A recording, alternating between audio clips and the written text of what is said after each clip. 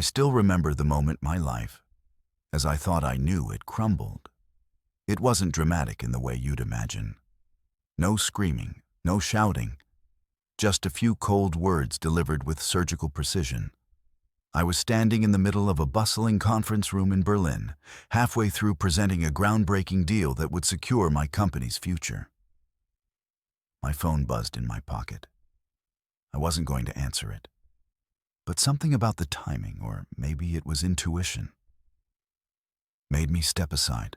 "Hello," I said, my voice calm, professional. Michael Mary's voice came through the line. It wasn't warm, as it usually was when I traveled. It was clipped, detached, like she was reading a prepared statement. "I'm leaving you." The words didn't register. At first, I blinked, letting her continue even as my stomach tightened. "I'm pregnant. It's Mark's child. I've sold the house and the car. Don't bother coming back just like that." No hesitation, no apology.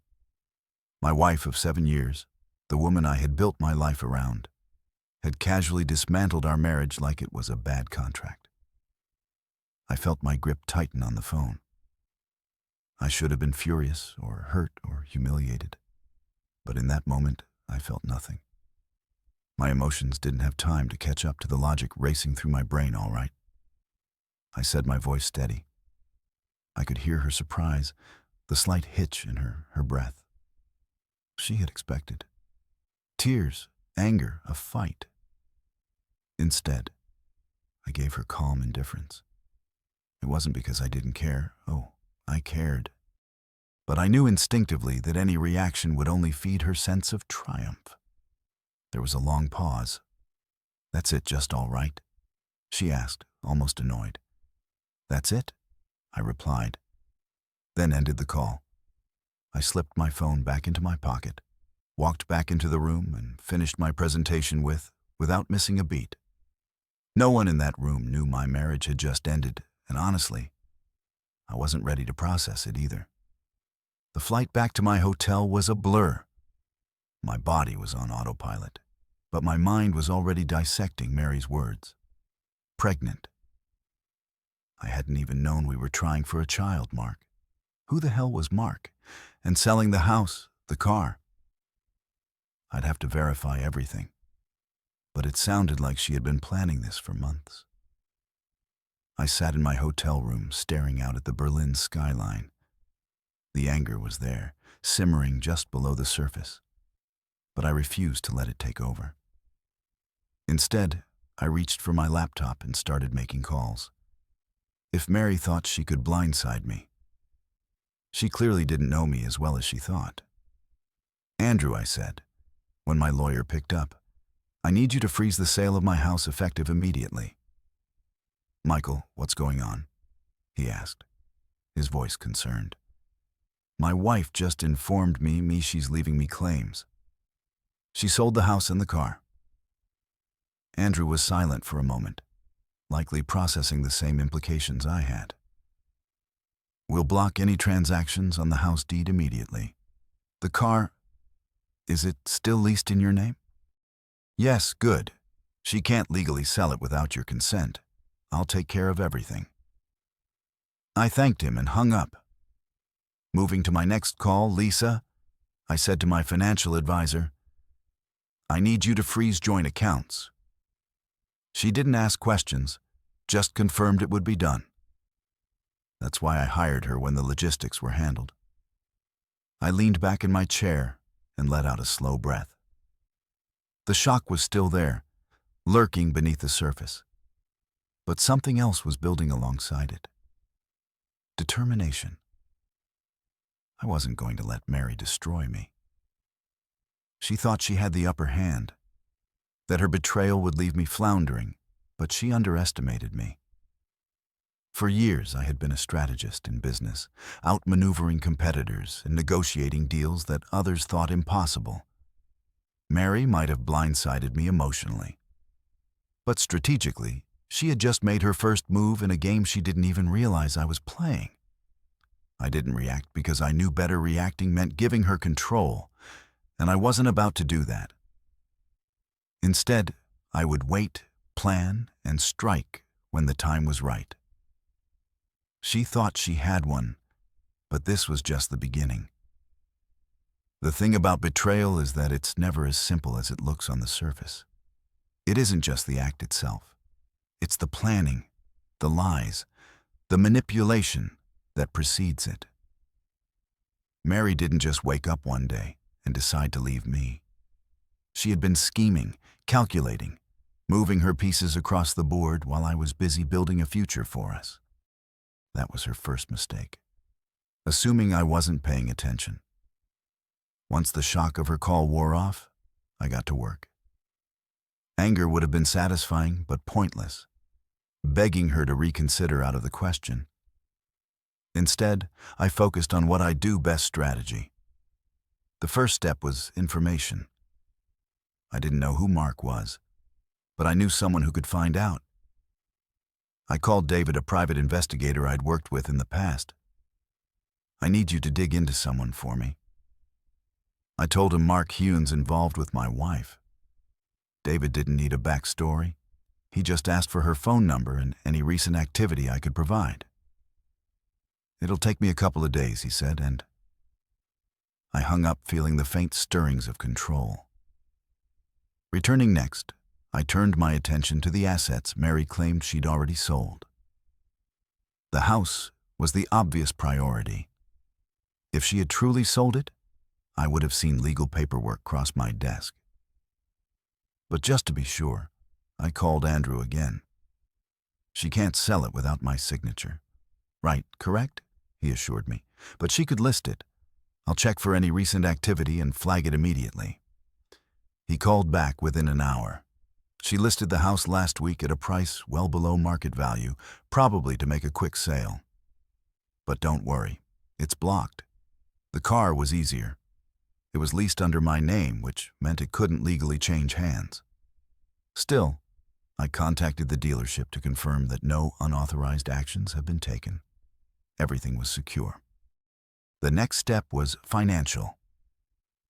Lisa, my financial advisor, worked quickly to freeze our joint accounts. I made sure Mary would wake up the next day to find her access denied. No withdrawals, no transfers, no sudden shopping spree. But here's the thing I didn't want her to know right away. If she realized the accounts were frozen, she might suspect I was onto her. Instead, I asked Lisa to make the freeze look like a routine banking issue, a simple technical glitch that wouldn't raise alarm bells.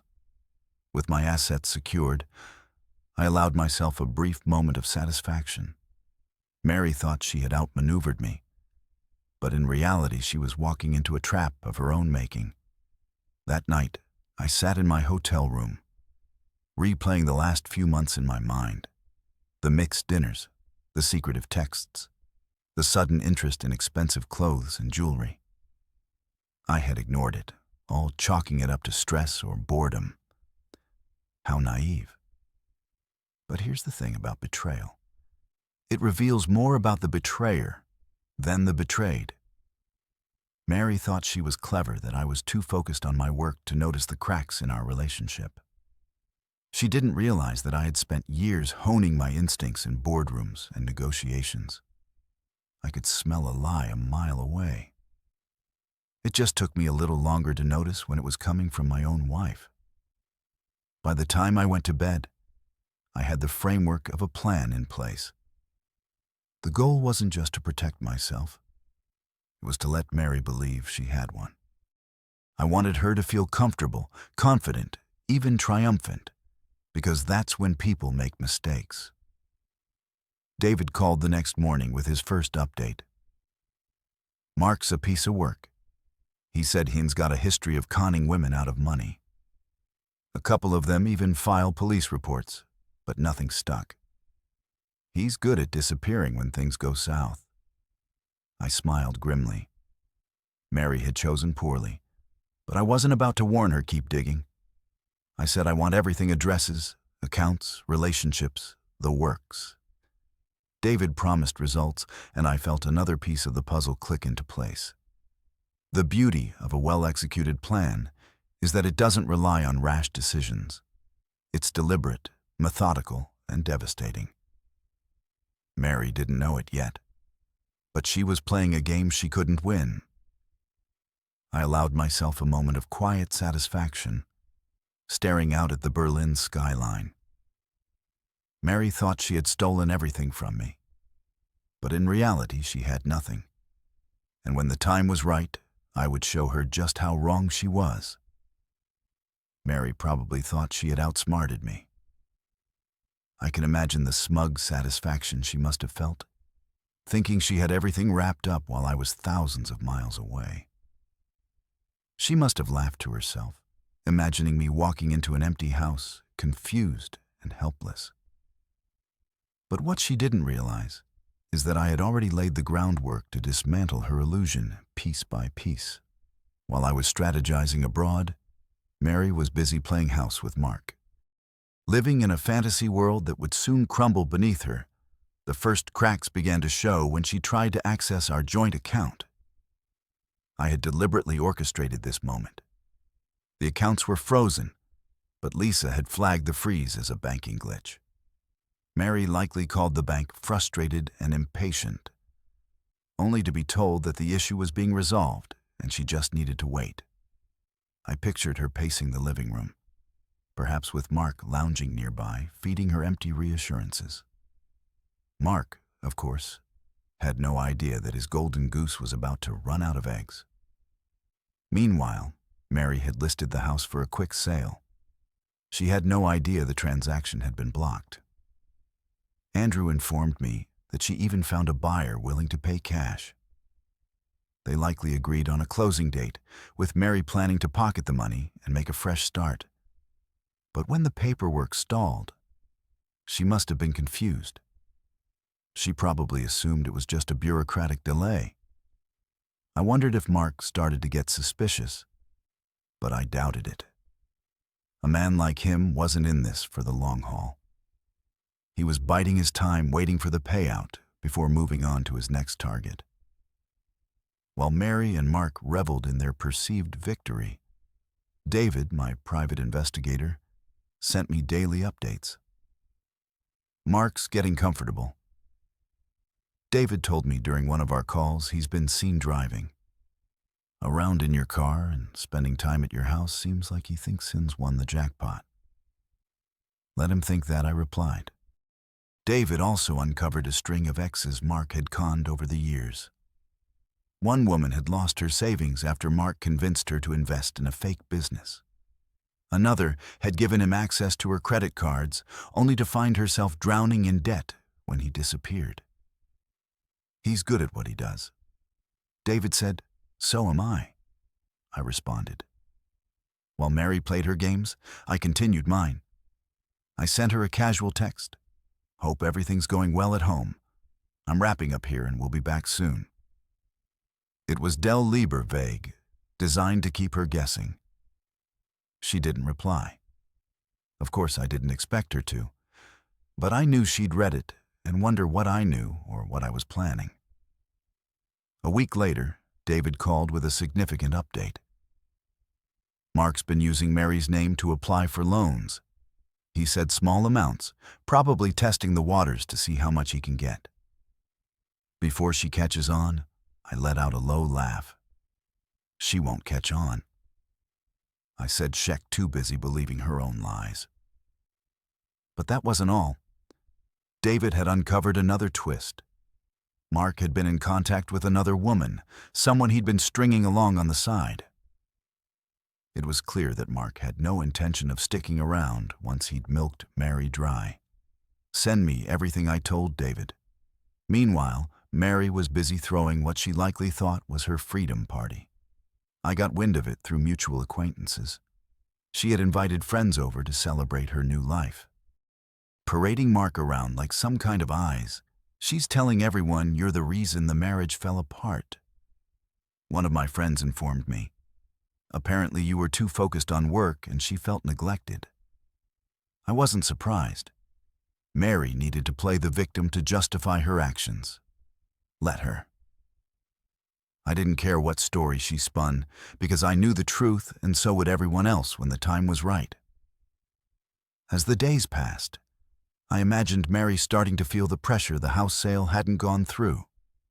The bank glitch was unresolved. Mark was likely growing impatient, and her funds were dwindling. I allowed her to stew in the chaos, letting her think she was still in control. Every move I made was calculated to keep her in the dark until the moment of reckoning. Because while Mary thought she was living her best life, she was really living on borrowed time. And when that time ran out, she wouldn't know what hit her. It's ironic, really. While Mary and her lover were basking in their delusional triumph, I was halfway across the world, closing the kind of deal most people only dream about. The Berlin partnership had been months in the making, a high-stakes negotiation that required precision, patience, and no small amount of charm. In other words, exactly the kind of skills I needed to handle the situation back home. The deal wasn't just about money. It was about securing my legacy. This wasn't just a contract. It was a statement to the world and, perhaps more importantly, to myself. I wasn't a man who crumbled under pressure, and I certainly wasn't one to be outplayed. The final day of negotiations was intense. My team and I sat across from a group of stoic Germans, their expressions unreadable as we went over the finer points of the agreement. Despite the pressure, my focus didn't waver. If anything, the chaos in my personal life had sharpened my determination. I couldn't control Mary's actions, but this was mine to win. When the deal was finally signed, there was a moment of silence, followed by a handshake that seemed to last a lifetime. I smiled for the cameras, gave a brief interview, and then excused myself to return to my hotel. The moment I stepped into the elevator, I allowed myself a deep breath. The deal was done. My company was now poised for global expansion, and I had secured a future that no one, certainly not Mary, could take away from me. That evening, I treated myself to a quiet dinner. As I sipped my wine, my phone buzzed with updates from David, my private investigator. His findings were becoming more damning by the day marks. Up to his usual tricks, David reported Huon's been using Mary's credit to fund his lifestyle. Small purchases so far, but they're adding up good, I said, swirling the wine in my glass. Let him dig his own grave. David paused before adding, and there's more. He's still in contact with another woman. Looks like he's setting up his next con. I laughed softly. Of course he is HEK, a parasite. It's only a matter of time before he moves on. But the most satisfying update was yet to come. David had uncovered a significant detail about the supposed sale of my house. Mary had gone as far as to forge my signature on some preliminary paperwork. It wasn't enough to make the sale official, but it was a blatant act of fraud. Sheck getting desperate. David said, desperation makes people sloppy. I replied, let her keep digging that hole. Later that night, I called my lawyer, Andrew, to discuss the next steps. How airtight is our case if we take this to court? I asked Very. Andrew said confidently, between the block transactions, the forged paperwork, and the evidence of Mark's involvement, we could easily file for damages, not to mention the reputational blow this would deal to Mary. I don't want to file anything yet, I said. Not until she realizes the full extent of her mistakes. Understood? Andrew replied. But when you're ready, we'll be prepared. Despite everything, I couldn't stop myself from wondering what Mary was thinking. Did she truly believe she'd gotten away with it? Was she lying awake at night, waiting for the other shoe to drop? Or was she still so confident in her victory that she hadn't even considered the possibility of failure? Part of me wanted to confront her, to lay all my cards on the table and watch her squirm. But I knew better. Timing was everything. If I revealed my hand too soon, she'd have time to regroup. No, it was better to let her feel secure, to let her dig herself deeper into the mess she'd created. The next morning, as I prepared to leave Berlin, I received a final update from Lisa, my financial advisor. "We've secured all your accounts," she said. "Even if she tries to access them through a loophole, she won't get a dime." "Good," I said. "And what about the joint investments frozen?" She replied, "She can't touch them without your consent." "Perfect," I said, a small smile playing on my lips. "Keep everything locked down. I want her to feel the full weight of her decisions." As my plane took off, I stared out the window at the sprawling city below. Berlin had been a success, both professionally and personally. I had proven to myself and to Mary, though she didn't know it yet, that I was a man who thrived under pressure. I wasn't just surviving this betrayal. I was thriving because of it. When I landed back home, everything would be in place. Mary thought she had won, but she was about to learn that I don't lose, not in business, not in life, and certainly not to someone like her by now. Mary probably thought she was living her best life. I could almost see it, her and Mark sitting in my house sipping expensive wine. She hadn't paid for laughing at my supposed clueless. She was basking in the illusion that everything had gone according to her plan. But illusions have a way of shattering, and hers was about to come crashing down. It likely started small, almost unnoticeable. Mary's first real hint that something wasn't right would have been the banking issue. She'd wake up one morning, maybe a little, hungover from another night of celebrating, and decide to withdraw cash for one of Mark's endless demands. Only instead of the transaction going through, she'd see the words "insufficient funds" flash across the ATM screen. Her first reaction would have been confusion, maybe a little annoyance. She'd call the bank and they'd tell her there was a temporary freeze on the account due to suspicious activity. Routine protocol. Nothing to worry about, at least that's what they'd say. But that tiny seed of doubt would plant itself in her mind. I can picture her pacing the living room, phone in hand, trying to sound calm as she explained the situation to Mark. He wouldn't care about the details. He'd care about the money. Men like Mark always do. The next blow would come with the house. She must have felt smug when she listed it for a quick sale, thinking she'd bypass all the red tape by pricing it low. But then, out of nowhere, the paperwork stalled. Her real estate agent would call apologetic but firm, explaining that there was a legal issue with the deed. What legal issue, she demanded, her voice rising. "Well," the agent would say hesitantly, "it seems your husband hasn't signed off on the sale." Her stomach would drop. I know Mary well enough to guess how she'd react. First, she blamed the agent for incompetence. Then she'd blame me, ranting about how I was trying to ruin her life. Finally, she'd realize that she was running out of options. Mark, meanwhile, wouldn't have the patience for any of this. Men like him are parasites. They thrive when the host is healthy and abandon it the moment it starts to weaken. He'd start pulling away, making excuses to leave the house or handle business. Mary would notice, of course, but she pretend not to. Desperation does strange things to people.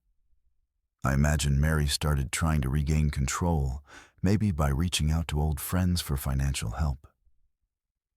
But that's the thing about betrayal. It isolates you. Once people see what you're capable of, they start to distance themselves, unsure of when the knife might turn on them. I didn't have to imagine much, though, because David's updates painted a clear picture of her unraveling. "She's panicking," he told me during one of our calls. I caught her on camera arguing with Mark. Outside your house looks like it on his way out. Good, I said. Let him leave. It'll make the next part easier. Do you want me to intervene? David asked not. Yet I replied, let her keep digging. I want her to feel it completely. As the days passed, the cracks in Mary's world widened into chasms. She tried to withdraw money again, denied. She tried to contact the real estate agent about the house, stonewalled. Even her calls to Mark started going unanswered. The best part, she tried calling me 3 times. I let them all go to voicemail. Each time her voice grew more frantic. Michael, please call me back. I don't know what's going on, but we need to talk. Michael, I'm begging you. This is serious. I need your help, Michael. You can't just ignore me. This is your fault. Call me back. I didn't respond to any of them. Let her saint in the mess she created. The final straw came when David uncovered the truth about Mark's escape plan. He's been withdrawing small amounts from Mary's personal account. David told me looks like he's been funneling it to a separate account under a fake name. I laughed. Classic Mark. Any idea where he's headed, South America? If the passport record are legit? David said. I nodded. Let him go. He'll get what's coming to him eventually. When Mark finally disappeared, Mary was left alone in the ruins of her own making. She was broke, pregnant, and trapped in a house she couldn't sell.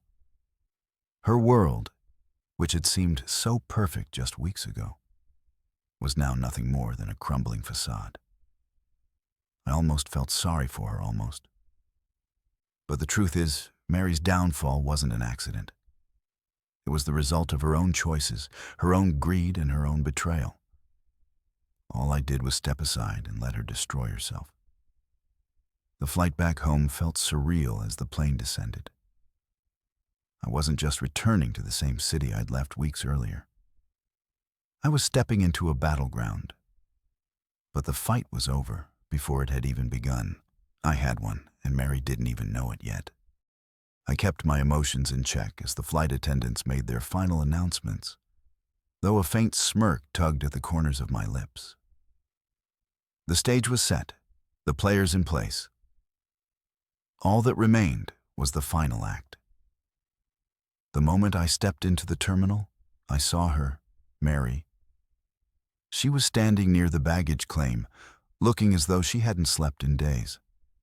Her hair was disheveled, her clothes wrinkled, and her expression well. It was the kind of look that only comes from realizing your world is falling apart. I stopped in my tracks for a moment, letting the scene sink in. I didn't need to ask why she was there. She wasn't waiting to greet me out of love or regret. She was desperate, Michael. She called, rushing toward me. Her voice was loud enough to turn a few heads, but I kept my pace steady. She reached me just as I set my carry-on down. Her eyes were wild, her hands trembling as she grabbed my arm. What happened? She demanded her voice a mix of anger and panic. Why is everything gone? The accounts, the house, the car? What did you do?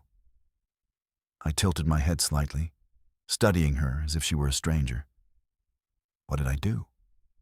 I repeated, my tone cold. Everything went just as I planned. Her mouth fell open, and for a moment she was speechless. That didn't happen often with Mary. She tried to recover, stammering something about the house sale and the bank. You sabotaged everything. You froze the accounts, blocked the sale. Why would you do this to me? Why, I asked, my voice steady. Because you tried to destroy me, Mary. You lied, you schemed, and you thought I'd just roll over and let you take everything. I stepped closer, lowering my voice. You thought I was a fool, that I wouldn't see through you. But here's the thing, Mary. I've been playing this game longer than you have, and I don't lose. Her eyes filled with tears. And for a brief moment, I saw a flicker of the woman I'd once loved. But it wasn't enough to sway me, Michael, please. she said, her voice cracking. I made a mistake. I wasn't thinking clearly, Mark. He manipulated me. I raised an eyebrow. Mark manipulated you. Is that what you're telling yourself now? She nodded desperately, as if clinging to the idea that I might still believe her. He lied to me, Michael. He promised me things, but he's gone. Now I realize how wrong I was. Please just give me another chance. I let out a bitter laugh. Another chance, Mary? You didn't just make a mistake. You made a choice. A deliberate, calculated choice. To betray me. You sold the house, you drained the accounts, and you flaunted your affair in my face. Now you want me to forget all of that. Because Mark left you high and dry. She flinched at my words, but I didn't stop. I warned you once, Mary. I told you not to underestimate me, but you didn't listen, and now you're reaping what you sowed. She dropped to her knees right there in the middle of the terminal. Please, she begged, tears streaming down her face. I have nothing left. I need you for a brief moment. I felt a pang of something. Pity, maybe, but it was fleeting. You need me, I said, crouching down to meet her gaze. Where was that sentiment when you called me and told me you were leaving? When you sold our house out from under me? When you lied about being pregnant with another man's child? Her sobs grew louder, drawing more attention from passers-by. I stood up, unwilling to let her drag me into her performance. You made your choices, Mary. I said, my voice firm. Now you have to live with them. I grabbed my carry-on and started to walk away. She called after me, her voice hoarse and pleading, Michael, please don't leave me like this. I paused for a moment, glancing over my shoulder. You left me first. Mary, remember that? And with that, I walked out of the terminal, leaving her behind in the chaos she had created. The ride home was quiet, my thoughts a mix of satisfaction and resolve. This wasn't just about revenge. It was about reclaiming my life. Mary had tried to break me, but she'd only made me stronger. As I pulled into the driveway of my new apartment, a sleek, modern space I'd secured while still abroad, I felt a sense of peace. Mary's chapter in my life was over, and the next one was just beginning. 2 days after the airport scene, Mary called me again. Not that I had expected her to stop. Her messages had gone from frantic pleading to indignant rage, all sprinkled with a dose of self-pity. I ignored every single one. Then she sent a text. We need to talk, please. Just one meeting. I thought about ignoring her again, but something in me wanted close. Maybe it was curiosity. What excuse would she conjure up now? Or maybe I just wanted to see how far she'd fallen. Whatever the reason, I agreed. We met at a small cafe downtown. I chose the location deliberately neutral ground, where she couldn't cause a scene. I arrived first, ordered a black coffee, and waited. When she walked in, I barely recognized her. The confident, poised Mary, the first once knew, was gone. She looked disheveled, her face pale and her eyes red-rimmed, likely from sleepless nights and endless crying. Michael, she said, her voice trembling. As she sat down, I nodded curtly, leaning back in my chair. Mary, for a moment, neither of us spoke. She fidgeted with her hands, avoiding my gaze. I let the silence stretch, watching her squirm. Finally, she blurted out, I'm sorry. I raised an eyebrow. For what exactly? For everything she said quickly? For lying to you? For hurting you? For she choked on her words, tears welling in her eyes? For betraying you? I sipped my coffee, letting her words hang in the air. Go on. I said. She took a shaky breath. I don't know what I was thinking, Mark. He seemed so different at first. He promised me things, Adventure, freedom, a life I thought I wanted, but it was all lies. He used me, Michael. He took everything and left me with nothing. I let out a low laugh, shaking my head.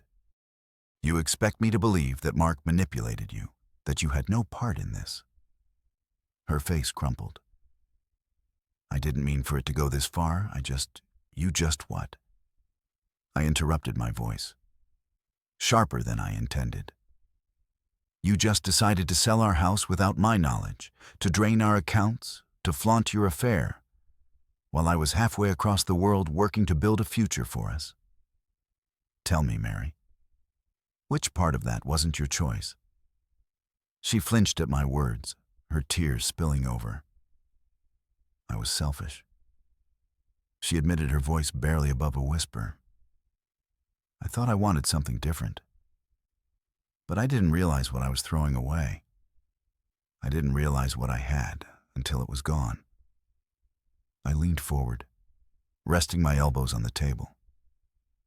And now you realize, she nodded, looking at me with those same pleading eyes she used when she wanted to get her way. Please, Michael, I'll do whatever it takes to fix this. I'll make it up to you, I swear. I stared at her for a long moment, weighing my next words. Then I reached into my bag and pulled out a manila folder, sliding it across the table. What's this? She asked, hesitating. Proof? I said simply proof. That you didn't just betray me.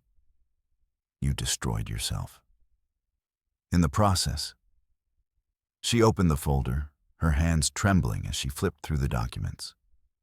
Bank statements showing her unauthorized withdrawals, the fake signatures she used to try to sell the house, photos of Mark with another woman, his next target. Her face went pale as she read the final document, a court motion prepared by my lawyer, Andrew. This is...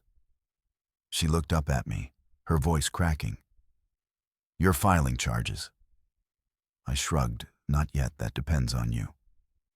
Her tears started again, and for the first time, I saw genuine fear in her eyes. Michael, please don't do this. I've already lost everything. I can't lose more. You lost everything. The moment you betrayed me, I said coldly. I'm giving you a chance to walk away, without legal consequences. But make no mistake, Mary. This is the last chance you'll ever get from me. She nodded quickly, clutching the folder like it was a lifeline. I'll do whatever you want. I'll leave. I'll stay out of your life. Just don't take this to court. I stood, grabbing my coffee. You'll leave the house immediately, I said. Andrew will be in touch to ensure a clean separation. If you so much as try to contact me again, the motion gets filed.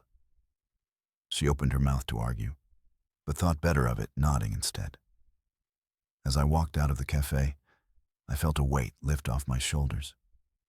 The confrontation hadn't been easy, but it had been necessary. Mary's tears, her apologies, they didn't matter. What mattered was that I was finally free of her. For the first time in weeks, I felt like I could breathe again. The woman I had once loved was gone, replaced by someone I no longer recognized. And as I stepped into the bright sunlight, I realized I didn't need her or anyone else to define my happiness. Walking out of that cafe marked the beginning of a new chapter in my life. For weeks, I had lived under the shadow of betrayal, anger, and resentment. But as the door swung shut behind me, I felt a strange calm wash over me. I wasn't just walking away from Mary. I was walking toward the life I deserved. The first step was reclaiming my space. I had no desire to return to the house we once shared. That place was tainted by her lies, her schemes, and the memories of a love that had been nothing more than an illusion. Instead, I moved into a sleek, modern penis downtown floor. To ceiling windows overlooked the city, a constant reminder of the heights I had climbed. Despite everything, those first few weeks alone were a mix of reflection and rebuilding. I filled my new home with things that brought me peace. A wall of books, abstract art, and a minimalist design that mirrored the clarity I was finally beginning to feel. It wasn't about material possessions.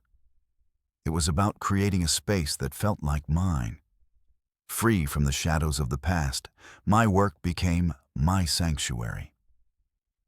The Berlin deal had catapulted my company into the international market, and I threw myself into expanding the business. Long hours at the office were no longer a burden. They were a blessing. Every contract I signed, every successful project I launched, felt like another brick in the fortress I was building around my life. But it wasn't just about work.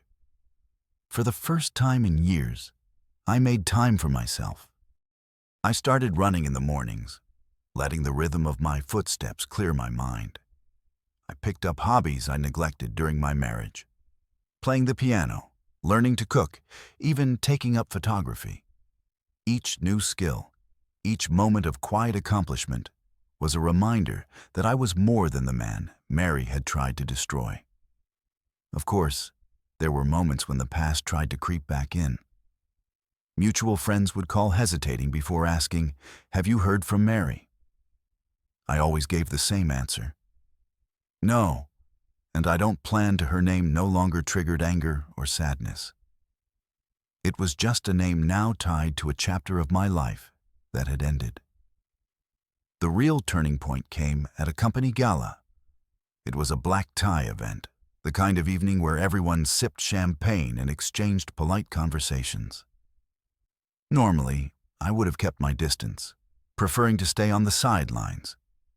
But this time I felt different. Lighter, freer. That's where I met Claire. She wasn't like Mary.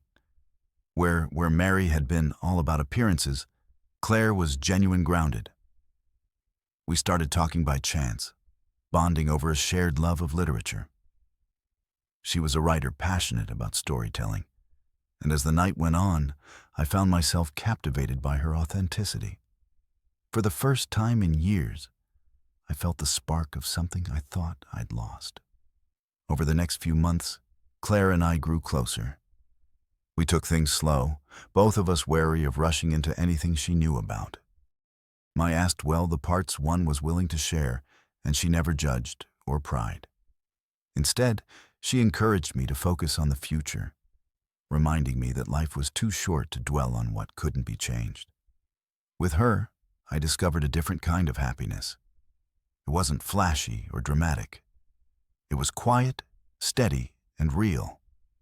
Meanwhile, Mary's absence was barely noticeable. The separation agreement was finalized without incident, and Andrew informed me she had moved to a small apartment on the outskirts of town.